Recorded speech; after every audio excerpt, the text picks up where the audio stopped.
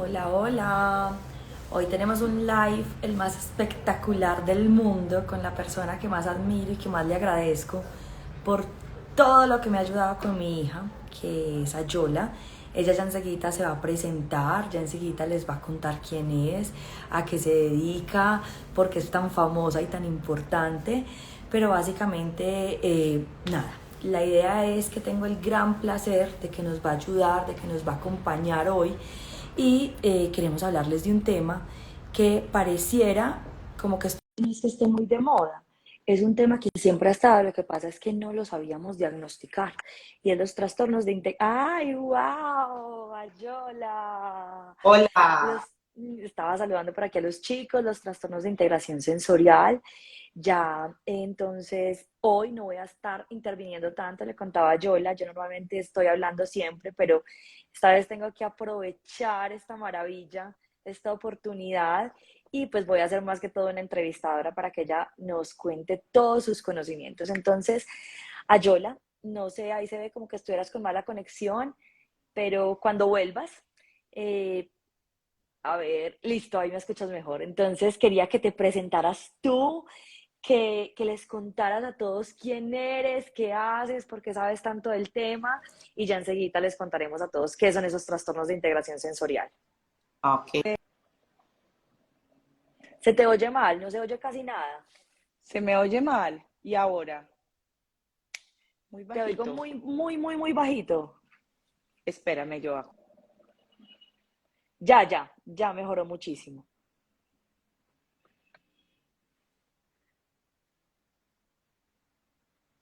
Bueno, mientras tanto les voy contando, Ayola es la creadora y en este momento dueña de Siete Sentidos, que es un sitio en Medellín donde se hace terapia de integración y múltiples terapias para los niños que tienen la necesidad. Ella es terapeuta ocupacional, es profesora, es supremamente tesa. Y mientras ella resuelve el problema de la conexión, yo les voy a ir contando un poquito de cómo fue que la conocí.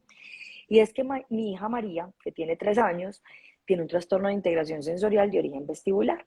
Ella, cuando era muy pequeñita, era una niña que dormía mucho, era una niña que se demoró para hacer algunos hitos específicos del desarrollo motor, no todos los hitos. Había unos que logró muy rápido y había unos muy quedados que yo decía, pero ¿por qué tan raro? Yo todo el tiempo siendo pediatra comparando y yo, pero tan rara mi hija, ¿qué tendrá? No tenía ni idea que tenía. Entonces ya luego empezamos la alimentación complementaria y con la alimentación complementaria fue un drama, la cosa más espantosa, porque a ella nada le gustaba, nada le servía, todo el tiempo lloraba, todo el tiempo se desesperaba. Y yo decía, no, esto ya se está pasando de castaño oscuro, aquí hay algo más, pero no tenía ni idea qué era. Y cuando hablaba con las personas alrededor, y a otros pediatras y a otros especialistas, con todos decíamos, ¿qué será? No tenemos ni idea. Todo el mundo me decía a mí en un principio, ¿será que estás loca? Pues, o sea, ¿será que sos una mamá súper exigente? ¿Será que sos una persona súper perfeccionista y querés que tu hija sea mejor que el resto? Yo decía, no, yo les juro que el problema no soy yo, o sea, yo acepto que hay unos rangos de movilidad dentro de la normalidad, pero mi hija algo tiene. El problema con María era que María es muy normal dentro de lo anormal. O sea, María casi que no se sale, casi que no cumple muchos de los criterios.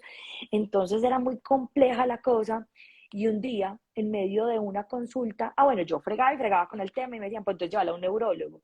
Yo decía, no es de neurólogo, esto no es de neurólogo, mi hija no tiene un problema neurológico, o sea, ella no tiene problemas de tono, ella no tiene problemas de comportamiento, esto es algo más. Entonces un día estaba yo haciendo una consulta en Sura, en el sitio donde trabajaba antes, y le expliqué a esa mamá, mira, tu hijo tiene un trastorno de integración, de la comida, lo que está pasando es esto y esto y esto y esto. Y, oh sorpresa, se me prende el foco y dije, miércoles, ¿será que mi hija lo que tiene es un trastorno de integración sensorial? Dios mío. Entonces era esto, pero no cumple con algunas cosas, ¿qué será? Y me fui a leer y dentro de lo que me fui a leer, yo nunca había querido leer, pues porque yo decía, yo sí me pongo a leer, ahí sí que me empeliculo. Entonces, dentro de lo que me fui a leer, yo dije, a mí sí me está cuadrando como mucho. Le pregunté a mis compañeras pediatras, y quién sabe bastante de trastornos de integración, y me dijeron, la que más sabe en Medellín se llama Yola, la encontrás en tal parte, entonces le pedí cita y le dije a Yola, necesito que me ayudes, eh, tengo una inquietud y es que todo el concepto del mundo es Juliana está loca, pero a mí el pálpito me dice, aquí hay algo más y no tengo ni idea como pediatra, cómo se enfoca esto, ayúdame. Entonces ella me dijo, ve, primero no estás loca, segundo si cumple todos los criterios y tercero tu hijo lo que tiene es un trastorno de integración sensorial. Es de este tipo, hay varios tipos, lo que pasa es que estoy esperando que de pronto ella vuelva para que se los explique con detalle, es de este tipo y se trate de esta manera. Entonces, en resumen, me he sabido yo a meter a su página de siete sentidos, me fui a leer, todo cuadraba, todo casaba y es como si se me hubiera abierto un mundo completo de la cabeza. Yo decía, gracias Dios mío, porque ya sé qué es, entonces ya sé cómo lo puedo tratar y cómo lo puedo manejar. Y ahí empezamos con Ayola, terapias semanales, nos cogió toda la pandemia. Ayola nos ayudó increíblemente y hoy en día María ya está casi que de alta, es un genio completo. Esperen un segundito que me están por aquí preguntando, Betsy, la compañera de Ayola, que se le puede enviar la invitación. Necesito de pronto, si me están escuchando, espérame, que me envíen ustedes la solicitud para entrar. A ver, por acá metámonos a 7. Invitémosla, a ver si de pronto así. Pídanme ustedes la invitación para entrar, para poderles decir aceptar y así que puedan volverse a conectar. Entonces así fue, en conclusión, cómo empecé a estudiar, a buscar, a comprender esto, a apasionarme con este tema y a entender otras familias. Y además, pues todavía estoy con Ayola. Hasta esta semana estuvimos codo a codo semanal con María y ya se graduó, ya pasamos a trimestral, estamos súper felices y pues este live es una gran celebración. Entonces, nada, ya por aquí está la señorita Ayola que se va a presentar. ¿Ve? No coge tan raro. No coge. Vuélveme a enviar, porfa, porque no te está cogiendo. No sé qué es lo que está pasando. Si es que de pronto estamos mal de señal y por eso no te está cogiendo. A ver, por acá. Tan raro. Yo creo que ya estamos. ¡Hola! Al Hola. fin, sí, qué ¿Y me maravilla. escuchas bien? Todo perfecto. Ah, Estamos al pelo. maravilloso.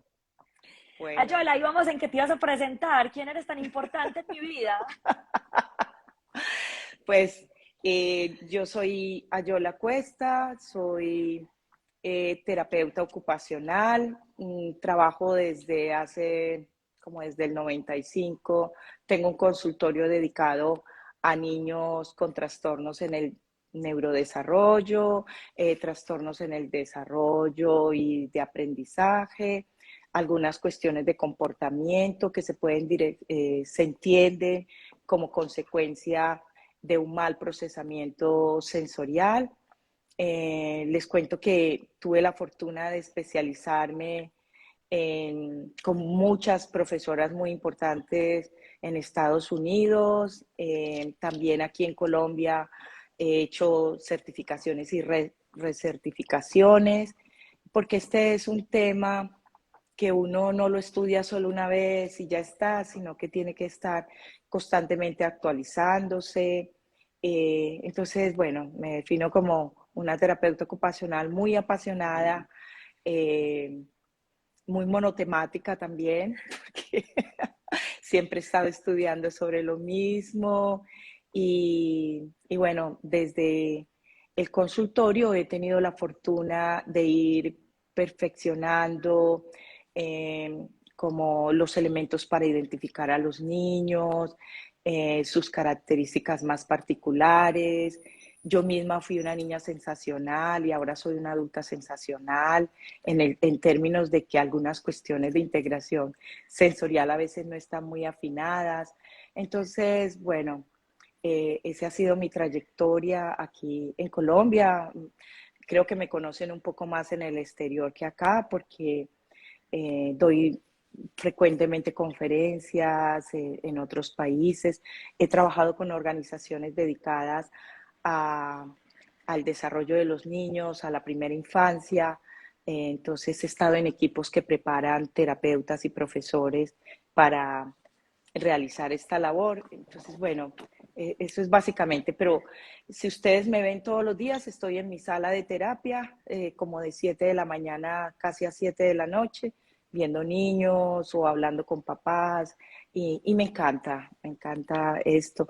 Con María, como contaba ahora Juli, fue un proceso maravilloso, de mucha compenetración. María fue cambiando y mejorando. Es difícil a veces porque uno tiene que ir enriqueciendo la hipótesis o cambiando por dónde es. Yo desde que vi a María me di cuenta que era una niña fabulosa, una niña sensacional, con algunos asuntos de integración sensorial, pero que no tenían que ver nada con la comida. De hecho, como les contó Juliana, hicimos el egreso de la intervención directa esta semana, el lunes, pero María todavía es una niña selectiva en la alimentación. O sea, quiero decir eso La haciéndole honor peor. a la verdad. María sigue siendo una niña selectiva en la alimentación. Pero nos dimos cuenta a través de las evaluaciones, y por eso es tan importante usar instrumentos y no solamente alogímetro, que estas dificultades de alimentación no son de orden sensorial, y eso es muy importante reconocerlo. Pero ella sí tenía muchos asuntos sensoriales que estaban enredando mucho más su desarrollo. Y bueno, contando eso ya. Perfecto, ahorita eso es un preámbulo súper bueno porque ahorita te voy a pedir un poquito de ayuda con los diferenciales, que son donde la mayoría de nosotros, los pediatras, los nutricionistas, los neurólogos, el que sea se enreda. Entonces, si quieres, empecemos por definir qué son los trastornos de integración sensorial. Sí, perfecto. Eh, Definamos primero la función para luego entender la disfunción. Entonces, integración sensorial es una función del cerebro que todos los seres humanos realizamos. Es lo que permite al cerebro mantenerse conectado, entender el entorno, entender lo que pasa dentro de uno y sincronizarse. De pronto ustedes han escuchado de los ritmos circadianos, todo eso tiene que ver con cómo mi cerebro, unas partes muy importantes del cerebro, interpretan lo que está pasando en el entorno, y con esa información, con esos millares de información sensorial, crean una imagen del entorno, crean una imagen del propio cuerpo y impulsionan la respuesta que se va a dar a esa entrada sensorial. Entonces, tiene que ver, integración sensorial tiene que ver con la capacidad del cerebro, primero, para darse cuenta de que hay un estímulo disponible en el ambiente. Segundo, para interpretar ese estímulo. Tercero, para procesar esa información que se recibió y a partir de ahí emitir una respuesta a esa demanda del entorno. Entonces son procesos que se realizan de forma continua, son automáticos, y por eso nosotros no somos conscientes de que estamos haciendo integración sensorial, de que nuestro cerebro está interpretando constantemente toda la información del entorno. Y esa función fue muy estudiada primeramente por Angie Ners, que fue una terapeuta ocupacional, una psicóloga educativa y una doctora y postdoctorada en neurociencia. Ella empezó a estudiar tratando de entender qué era lo que pasaba con los niños que no tenían ningún daño cerebral, pero que su comportamiento y su funcionamiento motor, a pesar de no tener ningún daño en motoneurona superior, etcétera, era inadecuado, o todo estaba listo para caminar y se demoraban para caminar, o tenían también problemas de aprendizaje, aunque eran brillantes, que es una contradicción, ¿no? Entonces, o niños que se portaban muy mal en unos entornos y muy bien en otros. Entonces, por ejemplo, cuando la, la profesora hablaba del niño que tenía en clase, era diferente del niño que estaba en casa. Entonces, todas esas cosas la llevaron a ella a profundizar más la relación entre aprendizaje con conducta y desarrollo motor, para decirlo de una manera general. Giner fue la primera que estudió los trastornos de integración sensorial. Ella, su primera conferencia la hizo creo que alrededor de 1964 en un congreso sobre educación especial, hablando de los trastornos de integración sensorial.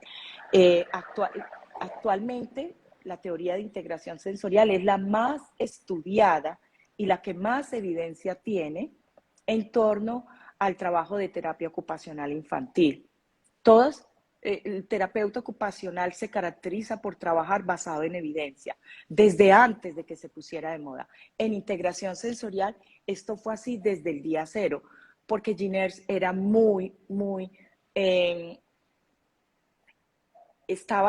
estaba muy enfocada a que cada cosa que se hiciera tuviera una demostración y tuviera un correlato científico. Entonces, por ejemplo, fue la primera que tenía evaluaciones estandarizadas para medir integración sensorial. Primero fue la evaluación del sur de California y luego fue la evaluación de integración sensorial y praxis, que la usamos actualmente y que está siendo renovada en estos últimos años a través de un grupo de terapeutas ocupacionales muy importante, que son también profesoras mías, que están haciendo la prueba EASY, que es una revolución del SIT, del test de integración sensorial y praxis.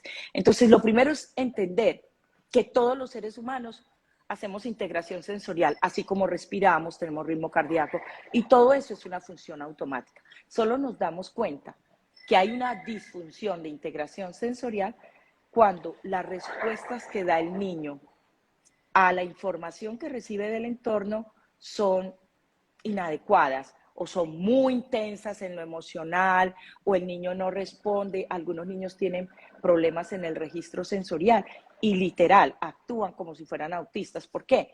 Porque si tú no registras, si tu cerebro no registra la información sensorial, no tiene cómo responder. O sea, es como, me están preguntando qué, no sé, estoy en blanco. Entonces, a veces los niños parecen letárgicos o como con un retraso en la respuesta a la información que reciben del ambiente, y esto puede deberse, no siempre, pero puede deberse a que el cerebro no está recibiendo la información sensorial en la calidad, en la intensidad y en la frecuencia que necesita para poder dar respuestas a esta información del ambiente o del propio Perfecto. cuerpo del niño. Y ahí, perdóname, Claro. Juli, entonces el trastorno de integración sensorial es cuando un niño no puede, el cerebro no puede organizar la información sensorial para producirla, para integrarla y producir las respuestas adaptativas que se generan a partir de esas interacciones con el entorno. Ahí se va a configurar el trastorno de integración sensorial. Pero ojo, muy importante, es un trastorno, no es un daño. Aquí no estamos hablando de desintegración sensorial, que es otra cosa. Estamos hablando de un trastorno, de un déficit en la integración sensorial, en esa función tan importante que realiza el cerebro. Dale, Julio. Yo entonces aquí quería hacer como dos aclaracioncitas pequeñas, y es que se me viene a la cabeza el nombre de tu, ¿cómo lo llamáramos? Tu oficina, tu centro Mi centro. terapéutico, y es los siete sentidos. Y es que siempre nosotros Exacto. hemos estado acostumbrados a manejar cinco sentidos. Pues nosotros nos fijamos en el gusto, en la visión, en el olfato, en el tacto, en la audición, y hasta ahí llegamos. Sí, Entonces, eso fue parte de lo que a mí me costó tanto trabajo del diagnóstico de María, y es que ahí están los otros dos sentidos, que son la parte propioceptiva y la parte vestibular, siete sí, sentidos, que también tienen muchísimo campo muy importante acá dentro, digamos, como de esta integración sensorial. sí, No solamente el problema está digamos, en las respuestas del gusto, en las respuestas de la audición. Voy a poner ejemplos de pronto como para la gente, que sí, algunos, acá nos está viendo muchas personas que de pronto tienen inquietudes acerca de sus hijos. Entonces algo, digamos, desde la parte auditiva les pudo haber pasado, niños que cuando cantan el cumpleaños se ponen muy mal, muy descompensados, se ponen a llorar, se tapan los oídos o que no soportan Hacen estar en una un centro crisis, comercial. hacen como una Claro, crisis entran al centro, psicótica, sí, parecida entran al por la centro desorganización. comercial. Total, y se tiran al piso, se revuelcan como si fuera una pataleta, pero el niño no está en pataleta, está descompensado en ese momento, no sabe manejar toda esa información que les está llegando, digamos, a nivel Sí. auditivo. Entonces son niños que las mamás frecuentemente nos los llevan a nosotros los pediatras diciéndonos, es que mira, mi hijo, no sé qué es lo que le pasa con los sonidos, que no tolera ningún sonido, o al contrario, también el otro caso, yo no sé si mi hijo es sordo o no, es que yo Ujú, le hablo y no me escucha, es que no me pone atención, es que no habla, no habla ujú. nada, o sea, dice mamá y papá y tiene 2 años y medio. Entonces, Sí. digamos que dentro de la parte auditiva podría manifestarse así, dentro de la parte, Ujú. digamos, como Podemos de, hablar de cada uno de esos sentidos eh, porque tenemos unos sentidos que son básicos, o sea, los que fundamentan el desarrollo de los sentidos especializados. Tenemos entonces sentidos fundamentales y sentidos especializados. Los sentidos fundamentales son el tacto, la propiocepción y el sentido del movimiento, del equilibrio o sentido vestibular. Estos los tres, primeros en desarrollarse. esos son muy importantes. Algunos se desarrollan en el primer trimestre de vida fetal, incluso. Y ellos se reorganizan ya por allá por la semana 28 de vida fetal, en la cual el niño ya se prepara para el nacimiento. Imagínense que el sentido vestibular es muy importante porque es el que va si está bien, es el que le va a ayudar al niño a posicionarse para el nacimiento, hacer todo ese recorrido que parecerá una bobada, pero hacer un viaje de 180 grados hacia abajo para acomodarse en el canal del nacimiento. El sistema vestibular también es importantísimo en el momento del nacimiento porque es el que va a permitir que esos movimientos como de tornillo espasmódicos para ir saliendo, que van y vienen, a través de eso va a estimular también las contracciones. Y el niño, o sea, esto no es un trabajo de solo la mamá ahí pujando y que el niño nazca, el niño está haciendo todo un esfuerzo también usando sus músculos, sus articulaciones y el sentido vestibular para ir apoyando, coayudando en el momento del nacimiento. Entonces, todos los sentidos están listos en el momento del nacimiento, pero los que más organizados deben estar son el sentido táctil, el sentido vestibular y el sentido propioceptivo. El sentido táctil, Giner decía que el tacto tiene dos componentes que son el tacto superficial, que es lo que habitualmente conocemos como sentido táctil, y el sentido propioceptivo, que es este que está más interno y tiene que ver con los músculos, las articulaciones y la organización de la propiocepción para sentirte.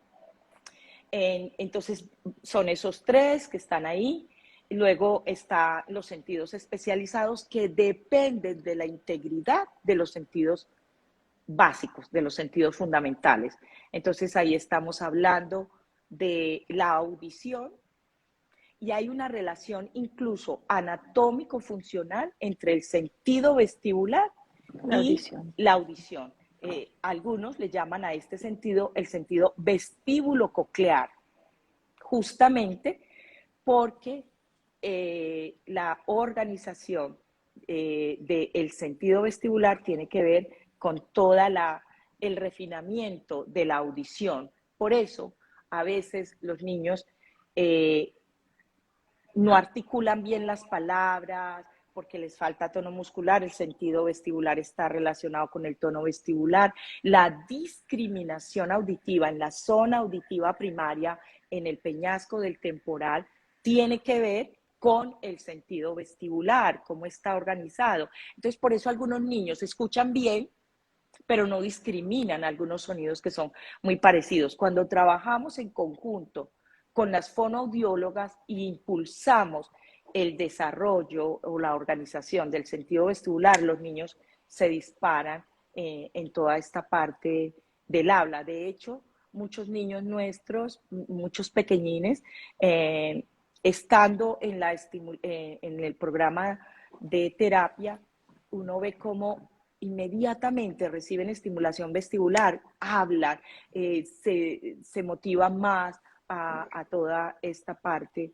de organización auditiva de discriminación. Entonces, el sentido auditivo está en relación con el sentido vestibular.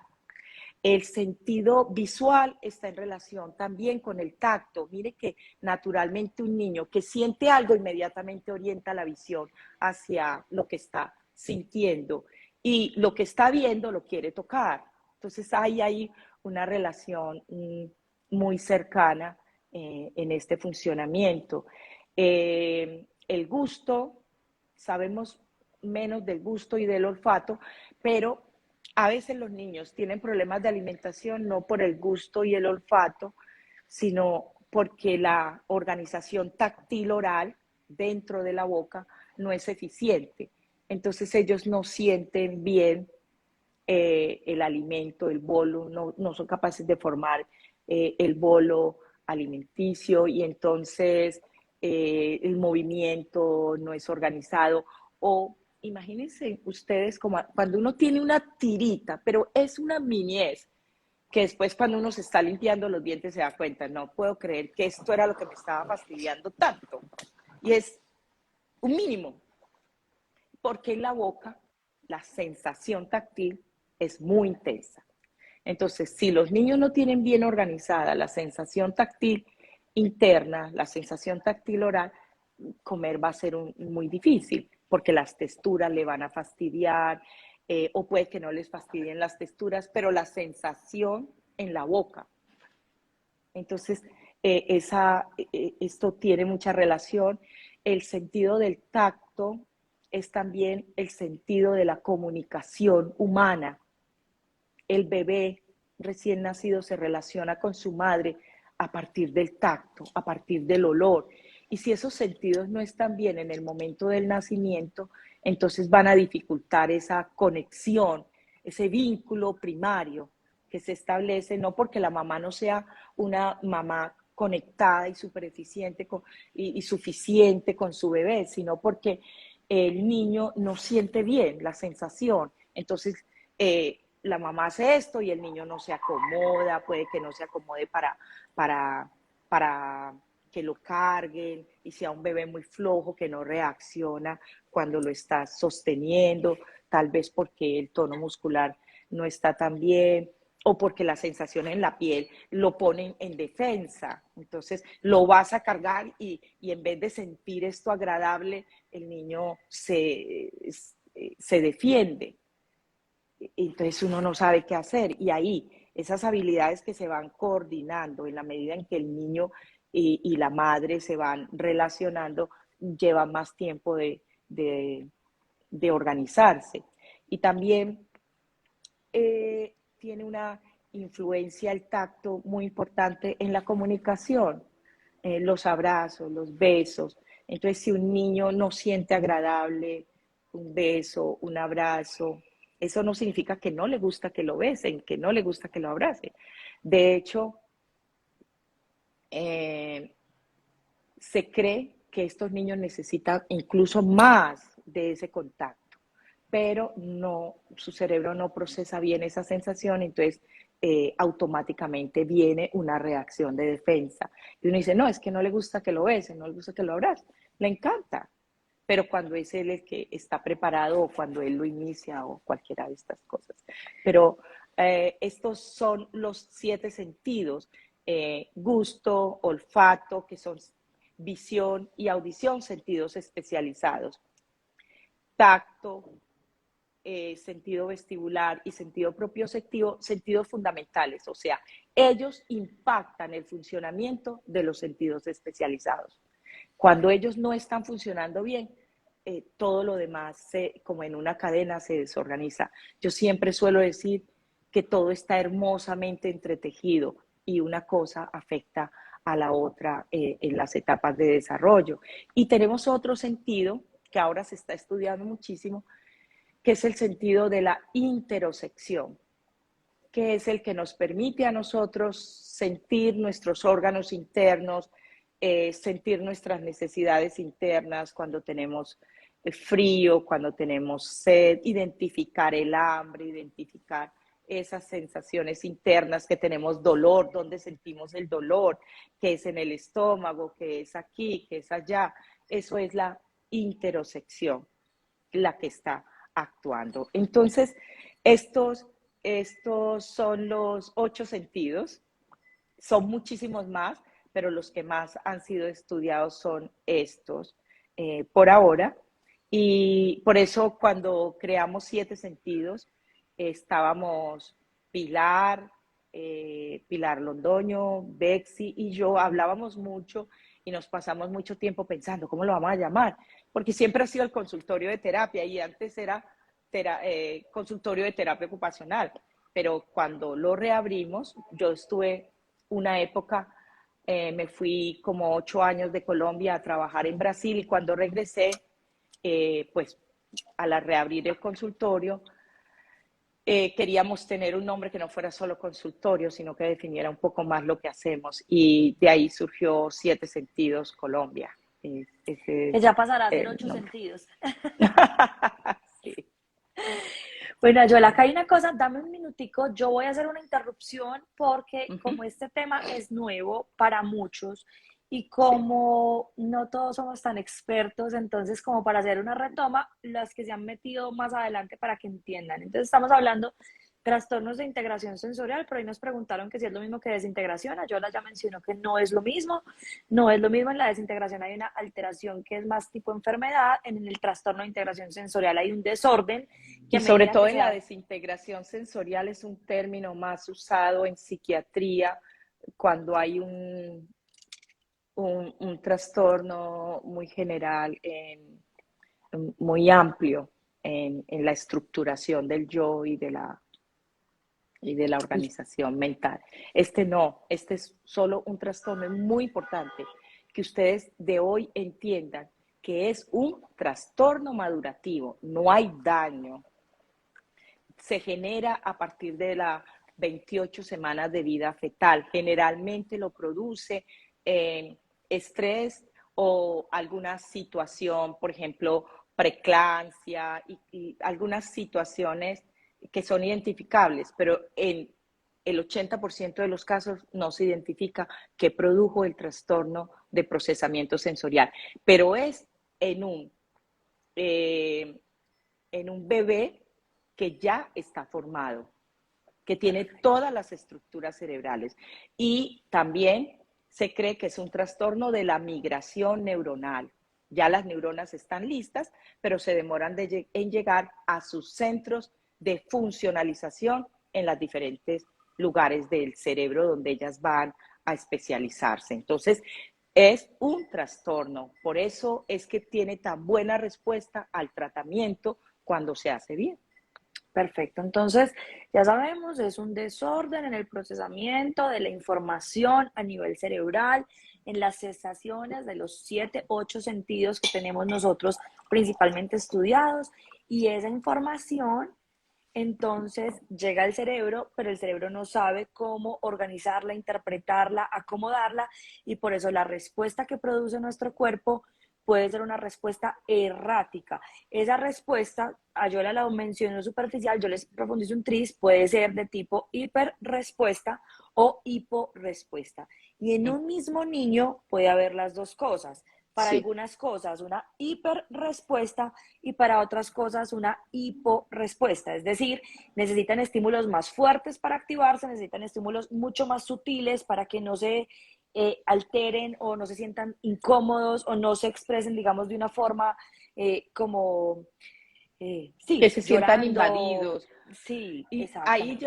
yo ampliaría, Juli, y es que eh, hay hay dos tipos de trastornos de integración sensorial, los que son perceptivos y los que son de regulación, la modulación de la entrada sensorial o la discriminación de la entrada sensorial.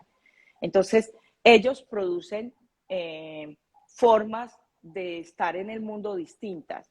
Un niño que tiene un trastorno de la regulación, como tú decías, que puede ser hiperrespuesta o hiporrespuesta, es un niño que se manifiesta el trastorno por su comportamiento en ciertas situaciones. Un diferenciador es que generalmente el niño está bien, pero ante ciertas situaciones reacciona mal.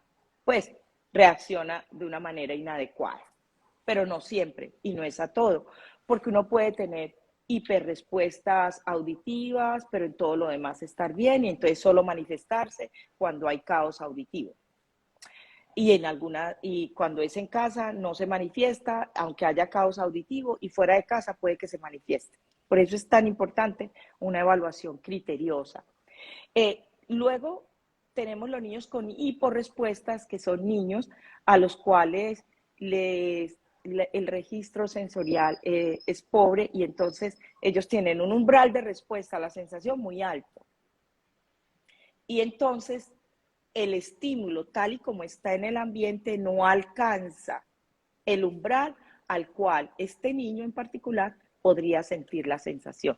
Cada ser humano tiene un umbral de respuesta que le es propio.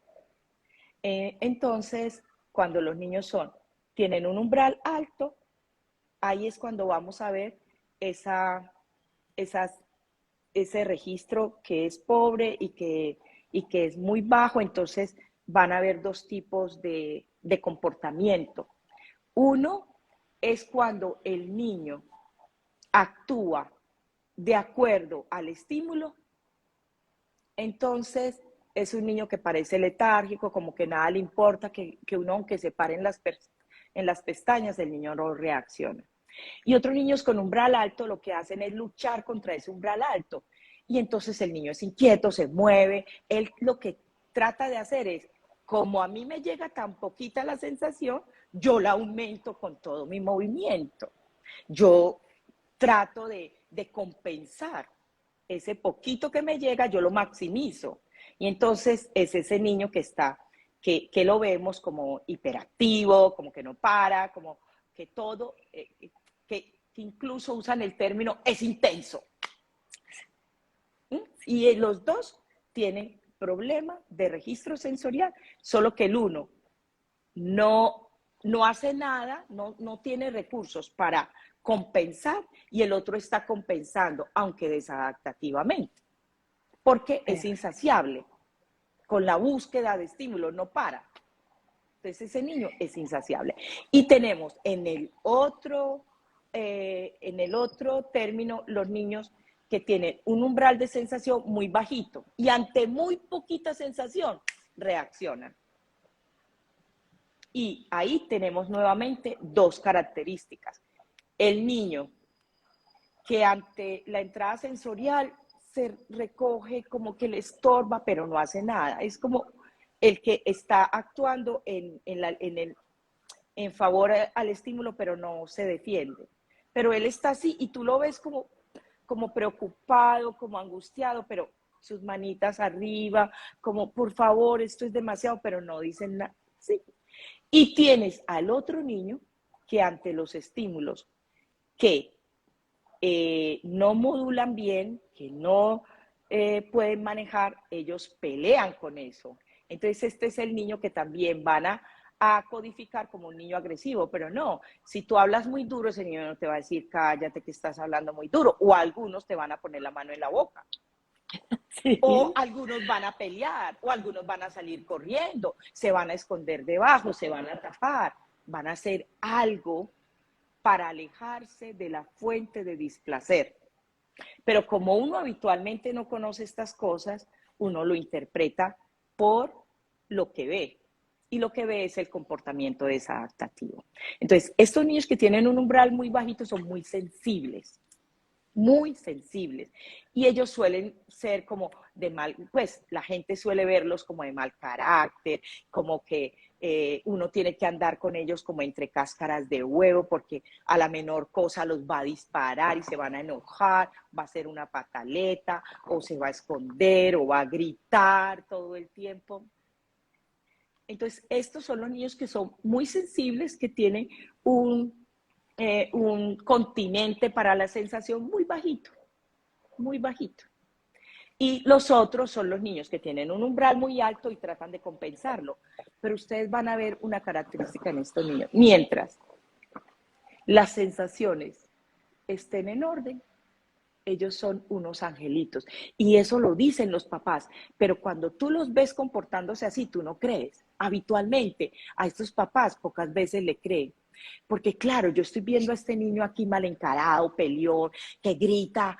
¿Cómo así que en la casa él? ¿En la casa? Sí, en la casa está bien. O en el preescolar está muy bien y en la casa llega acabando con todo. El niño muy sensible o el niño que no para nunca y desde pequeño estamos diciendo que tiene un trastorno de hiperactividad, porque lo que él está haciendo es compensar. No estoy diciendo con esto que todos los niños con trastorno de déficit de atención e hiperactividad, esto se debe a un trastorno de procesamiento sensorial. Pero sí puedo decirles que las investigaciones han mostrado que en un porcentaje muy alto, que algunas dicen que es 80 y otros que 60, quedémonos en el término medio, digamos que es el 70% de los niños con trastorno de atención, con déficit de atención pura, solo, o trastorno de déficit de atención con hiperactividad, presentan en comorbilidad trastornos en la maduración del procesamiento sensorial. Hay niños que Espectacular. son trastornos, que tienen trastorno del procesamiento sensorial puro. Y esto ya ha sido demostrado a través del uso de resonancia magnética DTI, que muestra exactamente el área en el cerebro, en la parte posterior, donde está el déficit en la conectividad de la sustancia blanca, en el lóbulo temporal, en el lóbulo frontal y en el lóbulo parietal. El lóbulo parietal, recordemos que es el lóbulo de lo sensorial. Entonces, esos tres, esa parte posterior, es la que va a definir el trastorno del procesamiento sensorial. Cuando hay una mala conectividad en estas áreas, está afectado el procesamiento sensorial. Y además, porque en el lóbulo temporal, recuerden que tiene una relación anatómica, funcional, con el sistema límbico. Y también vamos a encontrar que la zona reticular activante tiene que ver con la activación del sistema simpático y parasimpático. Entonces, esas reacciones automáticas tienen que ver con esas estructuras cerebrales que no están recibiendo una señal de Wi-Fi estable, continua y robusta para toda la información que deben transportar. Y por eso estos niños tienen este comportamiento. Lo que a mí más me ocupa con mis niños que tienen trastornos del procesamiento sensorial es que el trastorno es invisible. Se ve a un niño completamente bien comportándose mal y nadie,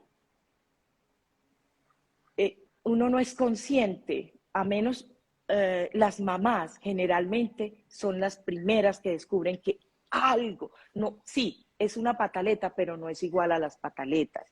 Es quisquilloso o pone tanto problema, pero no me cuadra. Siempre los papás, y estoy hablando aquí de mamás, pero también los papás, los que viven el día a día con el niño, son los que se dan cuenta de que él no siempre es así. Y entonces se pregunta, ¿por qué? Pero como no hay una respuesta para eso, y estamos buscando respuestas, vamos a muchos especialistas. Integración sensorial, desafortunadamente en Colombia es poco conocido y en muchos lugares del mundo también, no crean que solamente aquí. Entonces nos quedamos en el síntoma y no en lo que lo produce.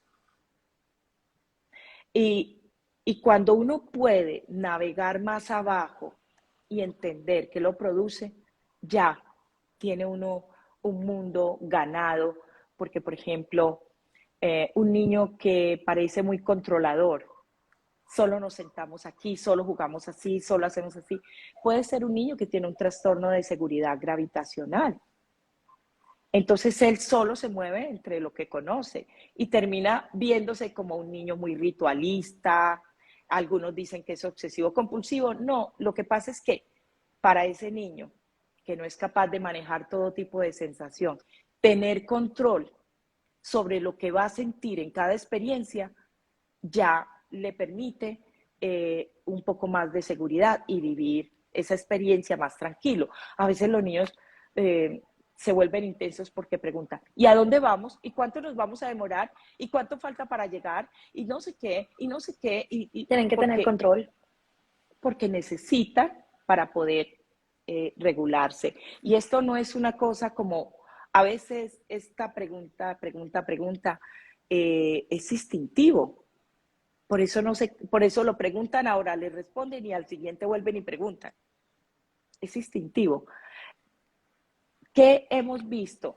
El sistema vestibular es un sistema esencial para la seguridad, tanto para la seguridad física, porque imagínense en ustedes, si vivieran todo el tiempo con la sensación de que se van a caer, con la sensación de mareo, con la sensación de que no pueden moverse demasiado rápido porque pierden el control y el equilibrio, porque siempre están caminando por la cornisa de un edificio demasiado alto. ¿Qué pasa con la atención? Está dedicada a la supervivencia. No hay oportunidad para disfrutar nada más en la vida. Una vez que se trata esa inseguridad gravitacional, los niños se disparan, florecen, empiezan a relacionarse, cambia el rostro, cambia todo, cambia todo. Y fue Yola, una cosa discúlpame. mínima. Yo lo puedo decir por experiencia. Ahorita, pues, escuchándote hablar me da como mucha nostalgia. María, que les estaba hablando desde un principio que el trastorno era vestibular. María nunca se volteó. Yo la tuve en podálica, me tocó cesárea. Entonces ahí ven que todo lo que Yola tiene dicho es tal cual. Luego viene la niña hipoactiva de todo este principio de la infancia. Y luego viene la niña que toda mi familia me decía, pero ¿por qué llora tanto? Pero es que qué niña tan llorona. Pero claro, la pobre muchachita estaba absolutamente abrumada con tanta información. Abrumada. Te quería decir una cosa importantísima y es que yo no sé si el live me lo dejen grabar si dura más de una hora. Entonces, definitivamente me falta una parte grandísima. Entonces, la primera cosa que te voy a interrumpir es si hacemos una segunda parte, porfis, porque es la parte de los diferenciales, que esto es de las cosas que más nos interesa. ¿Cómo sé si es Sí. trastorno sensorial autismo? ¿Cómo sé si es déficit de atención? ¿Cómo sé si es un niño con problemas de alimentación que muchas personas nos están preguntando? ¿Qué sería como una segunda Hagamos parte? otro el próximo viernes, si la gente Perfecto, pero quiere, no, pues si todo el mundo está consideras que matado vale la pena. escuchándote. Todo el mundo está pidiendo que lo grabemos. Es que de verdad que esto es el mayor honor del mundo. Pero entonces, antes de cerrar este, que nos quedan 10 minutos, yo sí quisiera que nos contaras cómo se manifiesta el trastorno. O sea, ya entendimos súper fácil Uh qué -huh, está pasando en la cabeza, pero en ejemplos, ¿cómo podría ser? Es decir, ¿cuándo lo sospecho en mi hijo? uh ¿Cómo -huh. sé yo que mi hijo tiene un trastorno sensorial y debería buscar ayuda de, pues, terapeuta ocupacional, Sí. pediatra, de quien sea? ¿Cuáles son las manifestaciones? Y en la Son próxima nos dedicamos a los diferenciales. perfecto, perfecto. Mira, este es un bebé que si tú haces memoria, casi que desde que nació, todo va bien, pero hay como un área gris, como algo que no les cuadra. Entonces ya piensen en eso. Esa es la primera cosa. Por ejemplo, algunos es porque no se acomodan para succionar, otros es porque no, el sueño no duermen. Yo he tenido mamás que han venido, familias que han venido a consulta y llevan 3 años sin dormir. 3 años, literal, sin dormir, una noche completa. Y algunos que ya han llegado a que entonces usted duerme esta noche y yo lo cuido porque el niño no duerme. Eh, Muchos de estos niños presentan dolores que es difícil y entonces van constantemente al pediatra porque el cólico, porque y no hay como algo que lo explique, ¿sí? Eh, actúan como unos niños alérgicos a muchas cosas. También es difícil cargarlo. Por ejemplo, cuando lo van a cargar no se deja, llora, grita, se aferra. Pero cuando lo van a poner en la cuna también. Entonces, los cambios de posición son muy difíciles. Cambiarle el pañal es difícil. Si tiene hambre, no aguanta un segundo. Y ustedes ven que un bebé pequeño, en la medida en que va madurando, aguanta un poquito más. Este no. Este tiene hambre y despierta a todo el edificio. Estoy exagerando un poquito, pero más o No, pero es menos así. así. Mm, Aunque los papás nunca saben cómo actuar, pues esto le funciona, esto le pudo funcionar, no funcionó, pero después eso mismo ya no funciona. Entonces es un niño muy difícil de sincronizarse con él. Uno sí se vincula, pero es difícil sincronizarse. Entonces uno siempre está como a la espera de si esto sí o si esto no. Esa incertidumbre frente al comportamiento del niño es otra cosa que no dejen pasar por alto. Todo el mundo les va a decir bobita, es porque es la primera, es porque el primer hijo llora tanto, es porque lo tenés muy mimado, déjelo en la cama llorando, que él se calma solo. Este niño no se va a calmar solo, porque hay un problema de la regulación. Y a él le cuesta calmarse solo y le cuesta calmarse con el otro. Después les voy a decir cosas como, aunque el niño siga llorando, hagan los esfuerzos por ayudarle a calmarse, que aunque llore por fuera, él internamente ya activó los mecanismos de calma, solo que no son tan inmediatos como en otros niños. Pero bueno, el sueño es uno, la alimentación es otro llamado de alerta. La, el que al niño sea muy difícil cambiarlo de posición en la cama. Cuando llega el momento de los cambios de posición, este niño no se deja acostar boca abajo. No todo se presenta exactamente igual en todos los niños. Entonces, Pero es así tal cual. esto va a ser muy importante de observar. Después sabremos si es un niño con autismo o no. Muchos niños con autismo, el 90% de los niños con autismo tienen trastorno de procesamiento sensorial. Pero no todos los niños con trastorno de procesamiento sensorial son autistas. Es muy importante recordar que hay trastorno de procesamiento sensorial puro.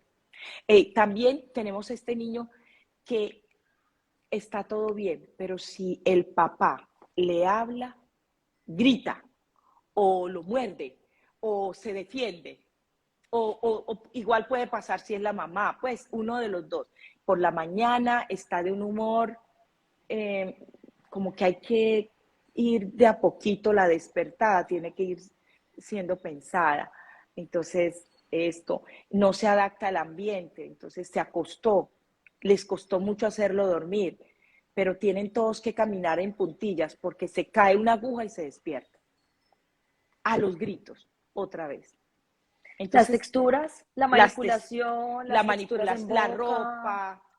la ropa no la sienten, alguna ropa no la sienten bien o sienten mucho calor, el sistema térmico no está bien ajustado, entonces si les pones mucha ropa van a estar incómodos todo el día, pero otros necesitan mucha ropa aunque esté haciendo calor, en fin, ahí hay unos desajustes que a ustedes, Perfecto. mire, todas esas cosas que a ustedes les parecen que sistemáticamente están en su niño y todo el mundo les dice que son bobadas, son señales.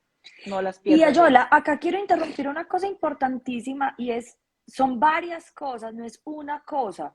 Pues Mm porque -mm, entonces ahora todo el mundo va a ir a siete sentidos porque hay una cosita en la que está raro, ¿no? Pues todos tenemos no. derecho a tener una cosita en la que no pelechamos del todo bien, Eso, pero es la pero unión de varias la cosas. diferencia con un niño que tiene trastorno de procesamiento sensorial es que con la maduración natural y el tiempo él se va ajustando. Este niño no. Mire, les estoy hablando de papás.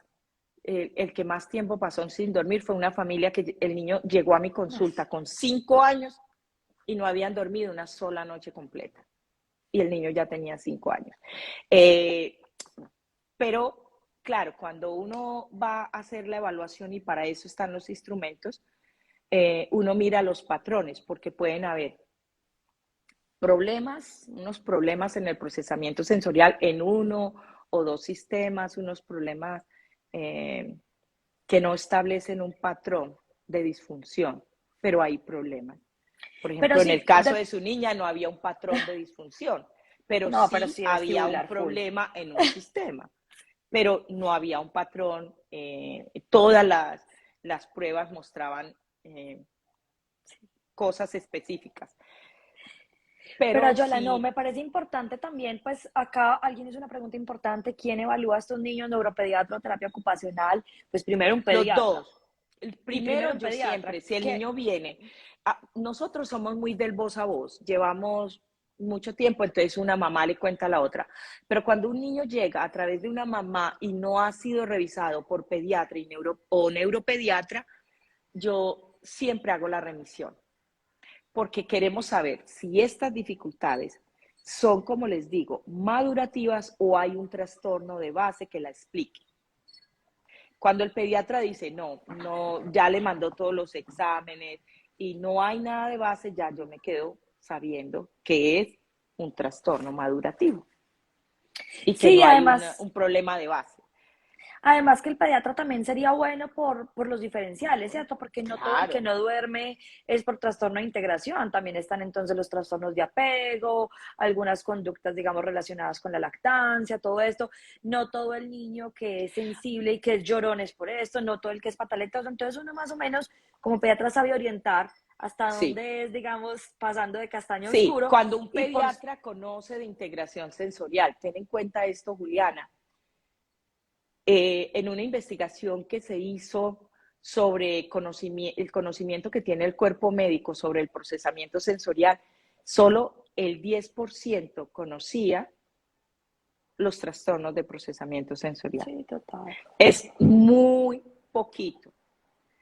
En la ciudad de Medellín, yo creo que hay más pediatras que conocen del trastorno, Medellín, Bogotá, en las ciudades donde hay universidades que dan terapia ocupacional, eh, se conoce por todo esto, pero aún la tasa es muy bajita. Yo creo que entre el Sí, cuerpo médico se necesita más información, más total.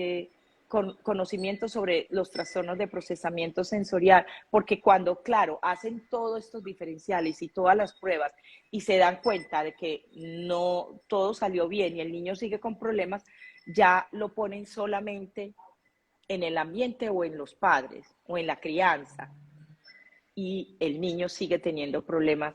Y lo último que quería decirles sobre esto es que los trastornos de procesamiento sensorial están muy, muy relacionados con el ambiente y con la relación, con el vínculo, con la emoción. Cuando el niño tiene trastorno de procesamiento sensorial, pero sus padres son conectados, sus padres lo leen, lo entienden, aunque no sepan cómo se llama esto, este niño va a tener una mejor experiencia de vida que si este niño está con unos papás que les cuesta vincularse porque el niño no responde a las interacciones. Eh, es difícil hacerlo. El trastorno de procesamiento sensorial afecta el vínculo natural y la relación de apego natural. Piensen en un niño que si la mamá lo va a cargar, no se acomoda, no se suelta, no se siente a gusto. Es difícil para la mamá entonces leerlo, entenderlo y saber qué pasa. Si llora todo el tiempo y usted hace todo lo que puede hacer y el niño no responde, entonces uno se siente como no suficiente, como que yo no sirvo, que es lo que piensan que el problema está en ustedes, ¿no? Y resulta que no, que esto es de doble vía y que sí hay un problema. Y a veces los pediatras o los neuropediatras no entienden que hay algo más allá del síntoma.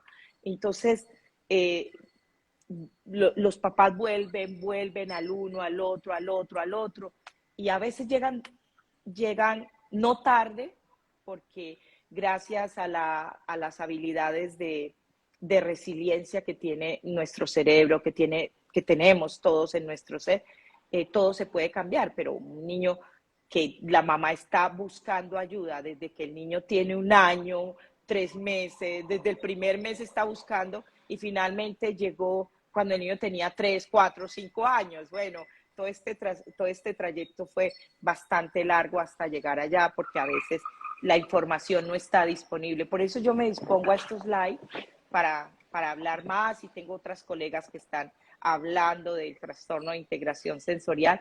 Y quiero invitarlos antes de cerrar